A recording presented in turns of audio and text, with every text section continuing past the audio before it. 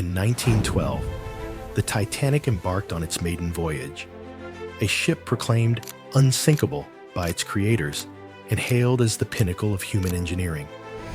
Yet, within days, it lay shattered on the ocean floor.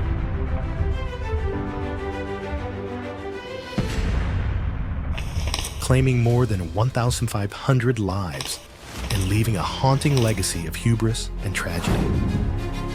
The wreckage, lost to the deep for decades, became a symbol of human ambition and failure, a graveyard of dreams beneath 12,500 feet of crushing Atlantic waters. But what is it about the Titanic that continues to captivate the world more than a century later? In 2023, the story of the Titanic took a new and tragic turn when a submersible named Titan, designed to bring adventurers face-to-face with the legendary wreck, vanished without a trace. A vessel created to defy the limits of ocean exploration became the focus of a global mystery. How could a mission meant to honor the past end in catastrophe? And why were the warnings about Titan ignored until it was too late? Stockton Rush, the CEO of OceanGate, the company behind Titan, had promised a revolutionary form of deep-sea exploration. His ambition was unmatched, but as the details of the disaster unfolded, it became clear that the submersible's fate had been sealed long before it ever descended into the deep. This is the story of the tragic mistakes made by Rush, the design flaws in Titan, and how these errors ultimately led to the loss of 5 lives. Rush's vision for Titan was born from a desire to challenge the boundaries of deep-sea exploration, allowing the world's wealthiest individuals to witness the wreck of the Titanic firsthand. To make this dream a reality, Rush envisioned a submersible that would not only be capable of withstanding extreme depths, but also allow for comfortable, luxurious trips for those willing to pay a premium for the experience. His ambition was to create a vessel that could dive to 12,500 feet, the depth of the Titanic wreck, using a design that was unlike anything that had come before. It was this very ambition that led him to make a series of critical mistakes. The first mistake Rush made was a decision rooted in his drive to innovate beyond traditional deep-sea engineering. The choice of materials. Titan was constructed using carbon fiber and titanium, a combination of materials that had never been used to such extremes in submersible construction before. Carbon fiber is known for being both light and strong, but at depths where pressures can reach over 6,000 pounds per square inch. The question remained, could carbon fiber withstand such extreme conditions without failure?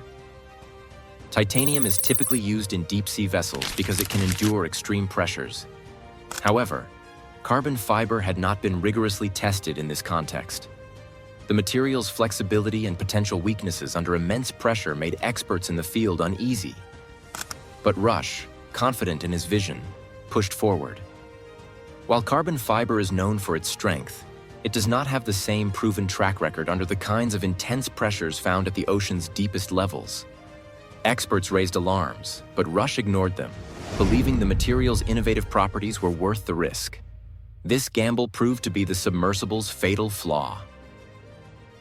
When Titan began its descent into the depths, the immense pressure crushed the vessel, leading to a catastrophic implosion that claimed the lives of everyone aboard. The second critical mistake Rush made was the lack of certification and testing. Traditional deep-sea exploration vessels undergo rigorous testing by independent bodies to ensure that they meet global safety standards. These tests are designed to verify the structural integrity of a vessel and confirm that it can withstand the unforgiving pressures of the deep. However, Titan did not undergo such scrutiny. OceanGate's refusal to subject Titan to external certification was justified by Rush, with his belief that certification would stifle innovation. He argued that the traditional testing procedures were outdated and hindered progress, and that his company's alternative approach was the future of exploration. By avoiding certification, however, Rush skipped the kind of rigorous scrutiny that could have flagged the submersible's design flaws before they became fatal. In the world of deep-sea exploration, where even minor design flaws can have catastrophic consequences.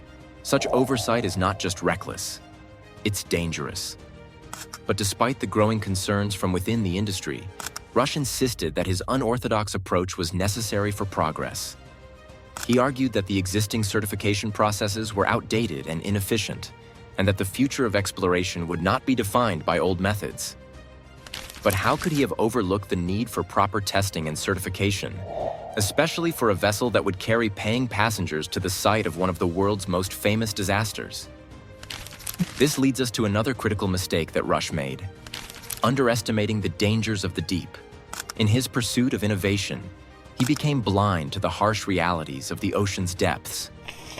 The ocean floor, over 2 miles below the surface, is not a forgiving place.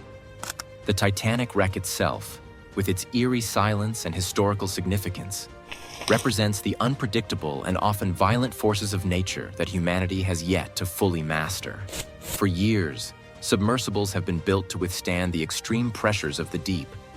But these designs have always been meticulously crafted to ensure they do not push the limits of engineering.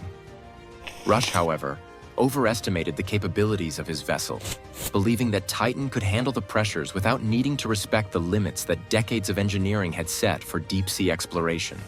The inherent dangers of diving to such depths cannot be understated.